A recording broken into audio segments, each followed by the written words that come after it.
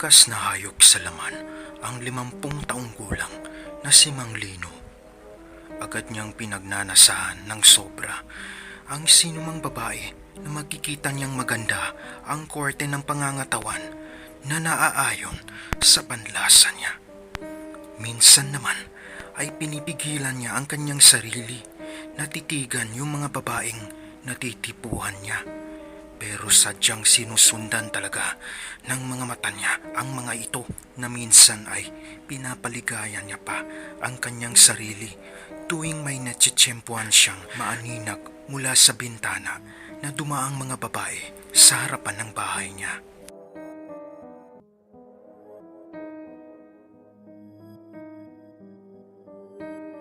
Maaga siyang iniwan ng naging asawa niya noong guro pa siya dahil sa gabi-gabi itong gustong makipagtalik lagi. At kada minutong pahinga ay gusto niyang ulitin na naman. Mabuti na lang at baog yung babae, kundi baka lampas pa sa 100 yung dami ng magiging anak nila. Sa sobrang takot nito sa kanya ay nakipaghiwalay na lang ito. Kahit labag man sa kanyang kalooban ay pumayag na lang siya dahil takot din siyang ipabarangay o ipapulis nito.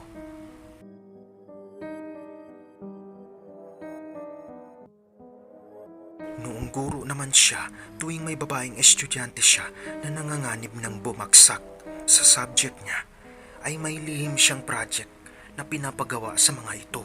Hinihingian niya lang ang mga ito ng mga hubad na larawan nila. Kahit di sang-ayon yung mga babaeng estudyante na yun, ay napipilitan na lang sila dahil napakataas na grado naman ang kapalit nito.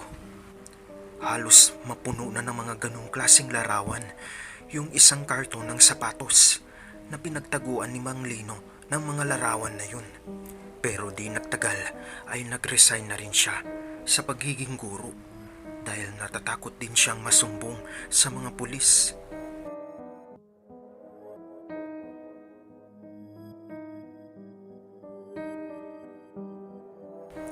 Habang lumilipas ang taon, ay mas lalong lumalala ang pagkahayok sa laman ni Mang Lino. Sari-saring mga nightclub na ang napuntahan niya at kung sino-sinong mga babae na ang kanyang nagamit. Pero hindi niya pa rin mahanap yung kakaibang satisfaction na matagal niya nang hinahanap-hanap.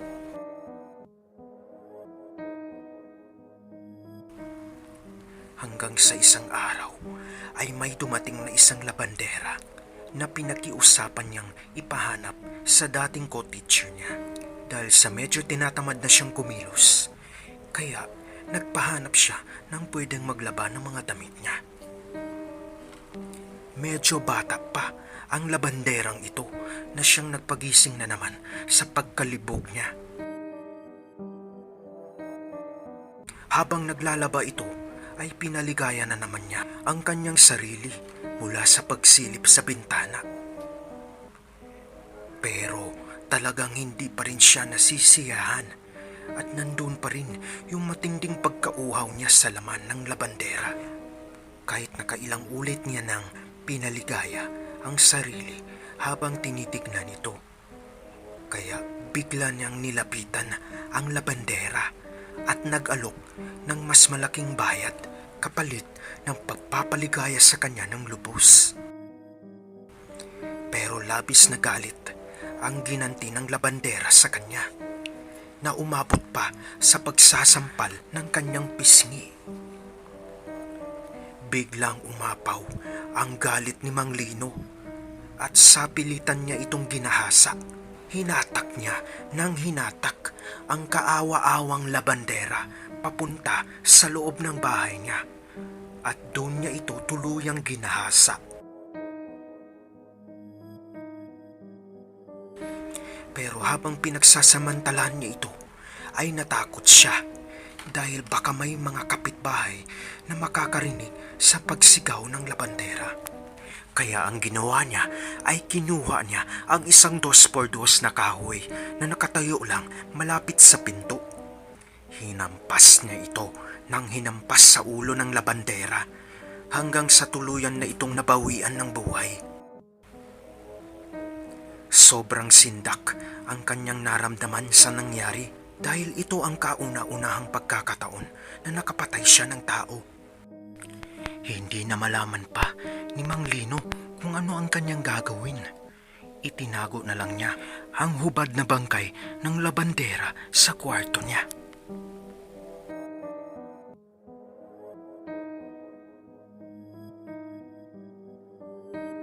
Makalipas ang ilang oras ay natapos nang mag-empake ng gamit si Mang Lino. Plano niyang lisanin na ang kanyang tahanan at lumipat na sa ibang lugar para matakasan niya ang krimen na nagawa niya. Paalis na sana siya nang bigla niyang tinignan ulit yung hubad na bangkay ng labandera. Dahan-dahan na bumalik na naman yung matinding pagkalibog ni Mang Lino. At walang ano-ano'y sinunggaban at ginahasan niya agad ang bangkay ng labandera. Buong lakas ang kanyang binigay. Wala siyang pakialam kahit masangsang na ang amoy nito dahil sa dugo, at kahit naninigas na ito ay tuloy pa rin siya sa pagpapaligaya sa sarili. At nang matapos ay labis na saya ang kanyang nadama. Sa kauna-unahang pagkakataon ay nahanap na rin niya ang satisfaksyon na matagal niya nang gustong makamtan.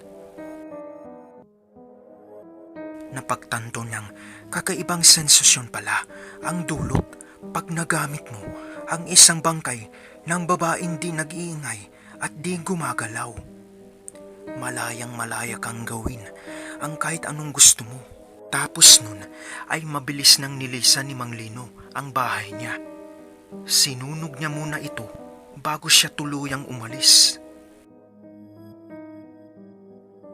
Habang nasa biyahe na siya ay umukit sa isipan niya ang ideyang mas mabuti pang magpaligaya ng sarili sa isang bangkay ng babae. Wala nang pilitan, wala nang ingay, di nakikilos, di napapalag o sisigaw pa habang ginagahasa.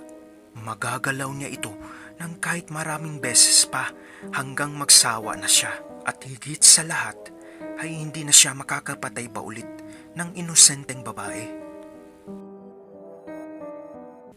Kaya nung nakarating na siya sa lugar ng nalipatan niya, ay agad siyang namasukan bilang embalsamador sa isang morgue.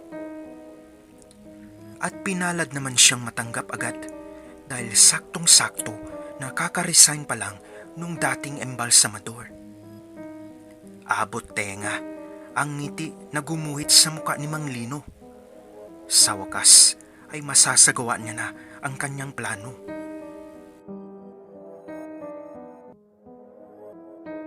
Mula noon ay walang humpay at walang sawang pinaligaya ni Mang Lino ang kanyang sarili sa panggagahasa ng mga sari-saring bangkay ng babae na pinapaembalsamo sa kanya.